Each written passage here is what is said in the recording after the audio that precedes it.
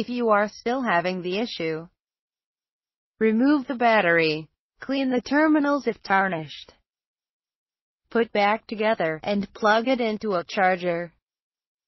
Or, do not buy new battery. Just connect to external power supply 4V500 mAh and after 10 min battery will be good. Else. Hi. I think the problem is from the battery contact with the phone. Try using your battery with another phone of its kind.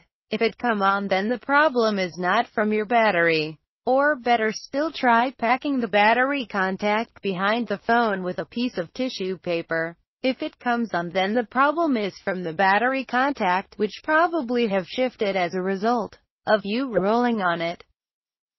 You might have to contact a phone repairer to help you tighten it. Or if you have the tools and think you can do it yourself, go on. But you have to be very careful. Take care.